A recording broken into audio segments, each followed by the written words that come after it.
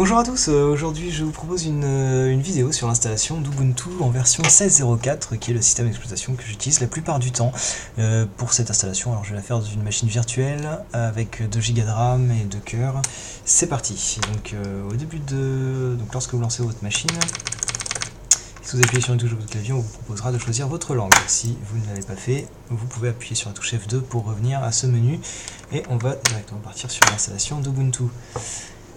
Et hop. Donc c'est une installation qui est relativement rapide, après tout dépend de votre configuration matérielle bien sûr, et ça ne devrait pas vous prendre trop de temps.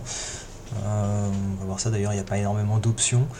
C'est vrai que sur certains systèmes d'exploitation orientés sous Linux, vous aurez beaucoup plus de choix à faire. Donc ici on vous commence par vous demander votre langue, donc on va rester sur le français.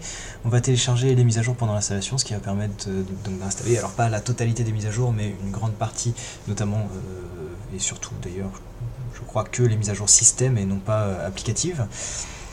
Et on va aussi installer les logiciels tierces. Logiciels tierces qui sont des logiciels propriétaires, c'est pour cela que Ubuntu vous demande si vous voulez les installer. Je les installe pour me simplifier la vie. En somme, je vous conseille fortement de les installer si vous voulez pouvoir utiliser la totalité des applications Ubuntu et si vous voulez pouvoir retrouver notamment vos lecteurs, vos musiques au format MP3 qui ne sont pas lus si vous n'installez pas cette catégorie de paquets. Et ici on vous demande donc de quelle manière vous voulez installer le système. Donc soit la manière la plus simple et la première, celle qui est sélectionnée par défaut, qui va effacer le disque dur que vous avez complètement pour réinstaller Ubuntu dessus. Donc si vous avez un autre système d'exploitation que vous voulez garder, je vous conseille fortement, si vous ne voulez pas perdre votre donnée, de choisir autre chose donc qui va vous emmener sur le gestionnaire de partitionnement de votre disque. Donc ici vous pouvez choisir le disque que vous voulez, donc s'il n'y en a qu'un, puisque je suis dans une machine virtuelle et je ne lui ai attribué qu'un disque dur virtuel, et vous devrez notamment créer vos partitions manuellement. C'est pour ça que c'est un petit peu plus complexe, malgré que ce ne soit pas non plus infaisable. Je vais rester sur une installation tout à fait classique en effaçant le disque dur entier. Donc là d'ailleurs on va voir ce qu'il va faire. Au niveau du partitionnement, il fait un partitionnement tout à fait basique aussi, avec une partition pour le swap qui va être équivalente à la RAM, à la mémoire vive qui est disponible dans mon ordinateur, et donc une partition ext4 qui va héberger vos données et tous les dossiers, documents que vous utiliserez sur votre ordinateur. Vous avez, en passant par l'option autre chose, la possibilité de créer une partition supplémentaire qui sera votre home pour éviter de perdre toutes vos données. Continuer. Qui va vous éviter de perdre toutes vos données si vous avez un crash de votre ordinateur, etc. Vous pourrez réinstaller Ubuntu sans supprimer la partition home qui héberge toutes vos données personnelles. Alors ensuite on vous demande alors où est-ce que vous êtes situé pour le fuseau horaire. Donc là Paris, c'est très bien. Nous allons continuer. Ici, on vous demande la disposition de votre clavier. J'ai un clavier français, je continue. Vous pouvez saisir des touches ici, c'est-à-dire quelques lettres ou une phrase pour vérifier que le clavier soit bien configuré. Ensuite, on vous demande votre nom, le nom de votre machine. Je vais l'appeler PC Test. Votre nom d'utilisateur, je vais garder le même nom, un mot de passe, finalement. Un mot de passe qui peut être demandé à l'ouverture de votre session, donc au démarrage de l'ordinateur, ou qui peut ne pas être demandé au démarrage de l'ordinateur. Vous arriverez directement sur votre environnement de travail. Je vais laisser la demande du mot de passe au démarrage de la machine. Pour évidemment une question de sécurité, je vous conseille vivement de le faire. Vous pouvez aussi chiffrer votre dossier personnel, qui est le home, qui empêchera d'autres utilisateurs de démarrer votre ordinateur avec un autre support Linux par exemple, et d'aller fouiller un petit peu sur vos disques durs, voir ce que vous avez comme dossier. Le fait qu'il soit chiffré, ils ne pourront pas voir ce qu'il y a dedans et leur demanderont un mot de passe à chaque fois qu'ils essaieront d'y accéder.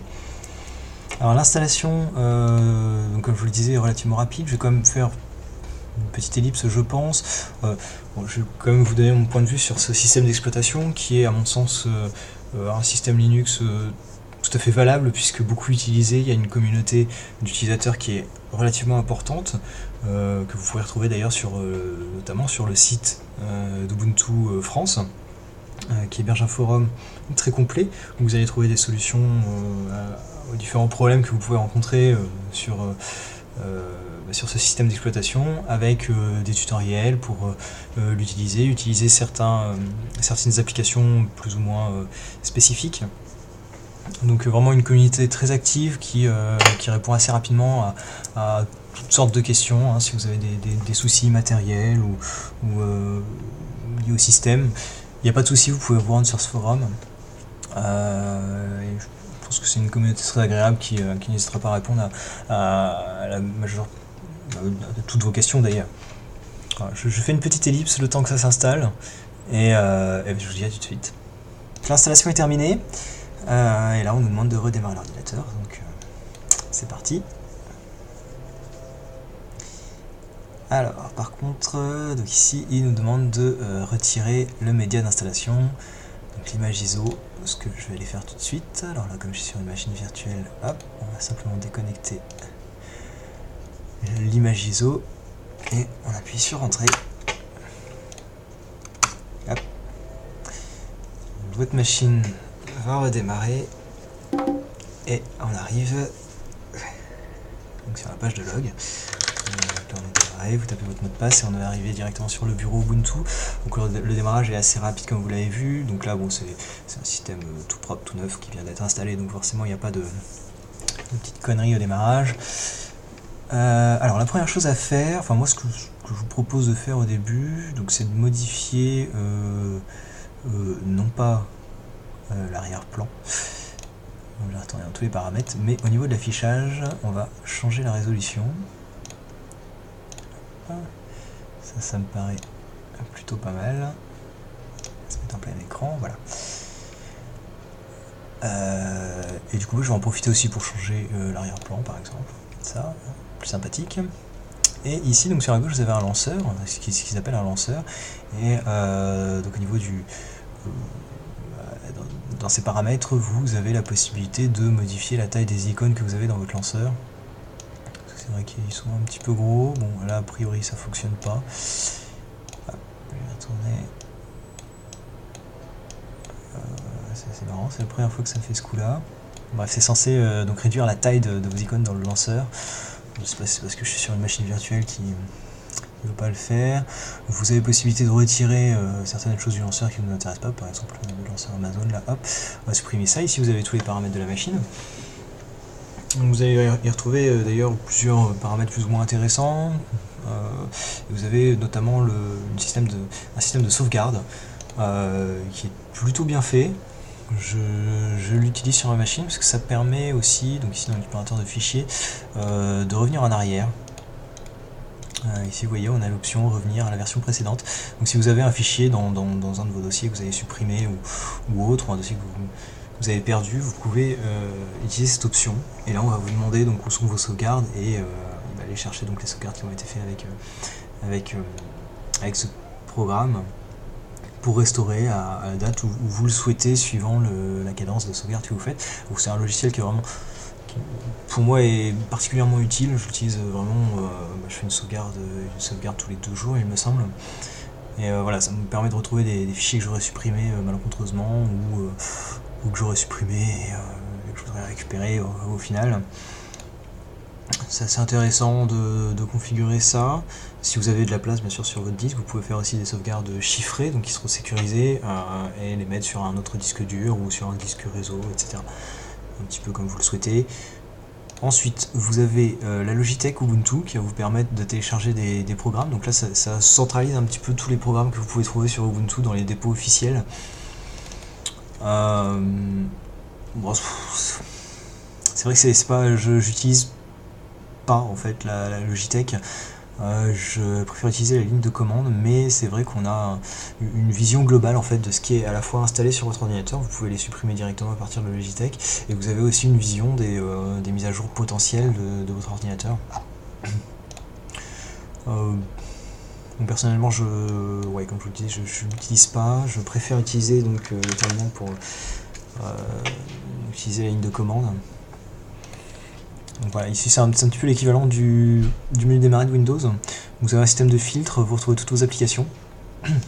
Avec ce système de filtre, là par exemple, on peut faire application installée par exemple. Voilà, là vous allez vous retrouver toutes les applications qu'il y a installées. Vous pouvez par exemple voir vos jeux, ou alors les programmes liés aux médias, vidéo, webcam studio, etc. Les programmes liés à internet, donc ça va être navigateur, client. Hop là.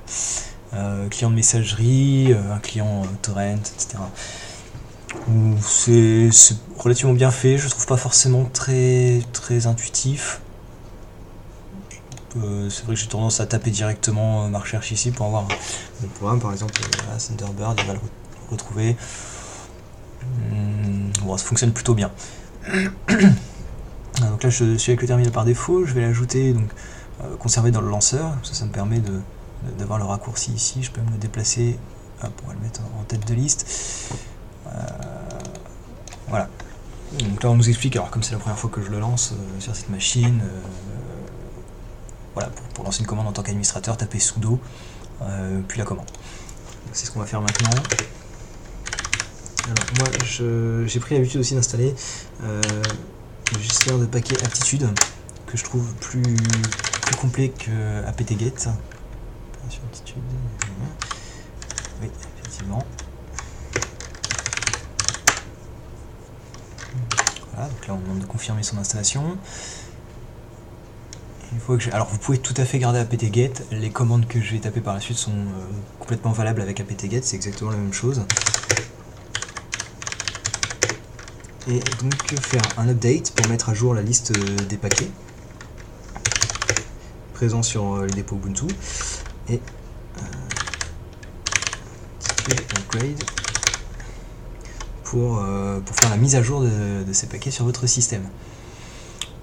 Je vous conseille vivement de faire cette opération. Pour lors de votre première utilisation d'Ubuntu, ça permet de mettre votre machine à jour. Donc là, il nous indique effectivement qu'il y a quand même pas mal de petites choses, notamment au niveau du noyau Linux, ainsi que beaucoup de paquets liés au système. Donc là, on a 256 paquets à mettre à jour, avec 5 nouvelles installations, donc des paquets qui n'existent pas sur votre machine. On a donc nécessaire de télécharger 74,8 mégas, dont 312 mégas d'archives, donc qui va décompresser par la suite, et il y a 349 mégas qui seront utilisés sur le disque dur. Donc on va lui dire oui, yes, et c'est parti. Donc bon, ça va pas être très long, ça peut prendre un petit peu de temps quand même, le temps qu'il décompresse, qu'il installe tout ça. Qu'est-ce que je peux vous présenter d'autre? Donc vous avez la suite LibreOffice qui est déjà installée, qui est une suite qui lui convient parfaitement. Ce sera l'équivalent d'Office de Microsoft. Voilà, donc traitement de texte, tableur, présentation, etc. Ça fonctionne plutôt bien, c'est assez élégant, assez épuré, tout ce qu'il me faut. Enfin, moi personnellement, c'est parfait. On va pas enregistrer ça. Alors qu'est-ce qu'on peut trouver d'autre comme logiciel qui serait intéressant? C'est vrai que bon, généralement j'ai tendance à supprimer en fait supprimer beaucoup de programmes qui sont déjà préinstallés parce que je les trouve pas forcément utiles. Vous avez une checkbox, c'est assez sympathique, ça permet de voir un petit peu ce qui fonctionne et ce qui ne fonctionne pas avec votre matériel, entre autres. Si vous avez des petits soucis au niveau du réseau ou autre, vous pouvez utiliser ce check là. Donc c'est un petit peu long, alors je vais pas vous le présenter dans le détail, mais voilà, ça existe, ça vous permet de vérifier la compatibilité et la configuration matérielle et logicielle. C'est un outil qui peut être intéressant. Tout ce qui est lié au réseau. Comme je le disais, vous avez la possibilité d'installer des pilotes additionnels. Donc ça, c'est un petit gestionnaire qui va permettre de retrouver les pilotes compatibles avec votre matériel. C'est notamment utile pour votre carte graphique, si vous voulez utiliser l'accélérateur graphique de votre carte. C'est peut-être pas pris en compte d'office par le système, donc ça vous permettra d'installer les pilotes compatibles avec votre carte graphique pour pouvoir jouer à des jeux peut-être un peu gourmands en 3D ou faire de la 3D tout simplement. Donc c'est vrai qu'il y a quelques logiciels, notamment si vous êtes dans le graphisme ou ce genre de métier ou de passion, je ne sais pas, qui demanderont les accélérations, donc l'accélérateur graphique de votre carte. Vous avez un gestionnaire de mise à jour logiciel est mis à jour, qui n'est pas tout à fait la même chose que la Logitech, puisque dans la Logitech vous allez retrouver tous les programmes que vous pouvez installer, etc. Là c'est vraiment le gestionnaire de mise à jour. Je pense que j'ai un peu fait le tour pour les programmes, parce que bon, le reste après c'est pas forcément très intéressant, tout dépend pour qui. En haut à droite, donc vous avez dans un premier temps votre connexion réseau. Donc là il est indiqué que je suis connecté sur le réseau filaire 1. On peut faire des modifications sur le réseau, donc là je suis en filaire, vous avez une autre option Wi-Fi aussi ici, vous avez du matériel Wi-Fi, connexion filaire modifiée, et là donc bon c'est en automatique, en automatique DHCP, donc il va interroger votre box ou votre routeur. Pour obtenir l'adresse IP, vous pouvez bien sûr modifier ça, adresse automatique uniquement, donc pour ajouter votre serveur DNS ou d'autres serveurs DNS, etc. Ou complètement manuel pour lui affecter une adresse IP fixe, PV6, etc. Enfin, à votre bon vouloir. C'est vrai que là, ces paramètres, généralement, les personnes qui touchent à ces paramètres-là sont des personnes qui connaissent un petit peu le réseau, ils n'auront pas de soucis pour utiliser ce programme qui est tout à fait intuitif. Ensuite, vous avez la possibilité de changer à la volée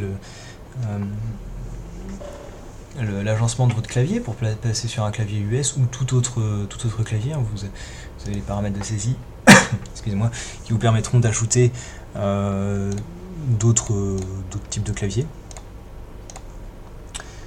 Nous avons la gestion du volume. Vous allez retrouver aussi, donc là il n'y est pas parce que le micro n'est pas affecté à la machine virtuelle, mais vous aurez aussi votre micro pour la gestion du micro. Un petit calendrier avec l'heure naturellement, et donc là ici à propos de l'ordinateur et concernant Ubuntu, ouais, bon, vous avez des petites choses, là vous retrouvez les paramètres système, vous avez une session invitée qui est créée d'office, j'ai jamais cherché à la supprimer, je ne sais pas si on peut le faire, j'imagine que oui, et donc voilà, on peut faire à propos de cet ordinateur, je sais pas trop ce qu'il indique dedans, voilà, là on voit qu'il y a 2 Go de RAM, un système d'exploitation en 64 bits bien sûr. Ah oui, vous avez effectivement les logiciels affectés paramètres par défaut d'Ubuntu. Donc pour internet, ici, si je clique sur un lien web, il va m'ouvrir par défaut Firefox. Vous pouvez changer, par exemple si vous avez installé Chrome ou un autre navigateur web, vous pourrez le changer ici, comme ça il ouvrira l'autre navigateur. Pour la messagerie, les calendriers, musique, etc. Tout ça en fait ce sont les logiciels utilisés par défaut par Ubuntu. Donc les médias amovibles, donc ça, on retrouve ça aussi sur Microsoft, je pense que ça vient de Microsoft, donc c'est les actions à faire quand vous mettez un CD audio par exemple dans votre machine, hop, il va faire directement par exemple ne rien faire, ouvrir le dossier ou autre, ouvrir Rhythmbox, donc qui est le lecteur audio. Voilà, alors là par contre je comprends pas bien ce qu'il m'a fait. Ah oui, d'accord. Ouais, et puis la mention légale Ubuntu. On s'en fiche un petit peu. Voilà, donc il est toujours en train d'installer les mises à jour. Bon, je pense que pour cette vidéo, de toute façon, il n'y avait pas énormément à dire, puisque comme vous l'avez vu, c'est assez simple. Même pour la première utilisation, ça reste tout à fait basique. Vous retrouvez l'environnement change un petit peu, c'est vrai, si vous avez l'habitude d'utiliser Windows ou OS X par exemple. Mais c'est assez intuitif, c'est aussi l'avantage d'Ubuntu. Ce que je regrette un petit peu, et ce que beaucoup ont regretté, c'est l'apparition d'Unity, qui est l'interface graphique utilisée là. Bien sûr, vous pouvez en utiliser d'autres, mais c'est l'interface graphique par défaut des nouvelles versions d'Ubuntu, enfin depuis quelques années maintenant. C'est une interface qui est un petit peu gourmande, qui a quand même été très optimisée depuis le temps, mais qui reste un petit peu lourde et un petit peu spécifique. C'est vrai que quand on n'a pas l'habitude, ça peut être un petit peu déroutant ce lanceur là sur le côté, et puis ce menu qui est pas forcément très agréable. C'est vrai que je recherche que très rarement dans toutes les applications, j'ai tendance à taper directement le nom de l'application que je recherche pour l'avoir ici, parce que je trouve pas ça forcément très agréable d'utiliser le fil de catégorie. Mais bon, en soi, ça reste tout à fait correct. Voilà. Bah écoutez, moi je vous propose de nous arrêter là pour cette vidéo de présentation de l'installation de Ubuntu, puisqu'elle est finie et de loin. Du moins elle sera tout à fait finie une fois que tout sera mis à jour, et je vous propose de me retrouver dans une prochaine vidéo pour l'installation de Docker et peut-être avoir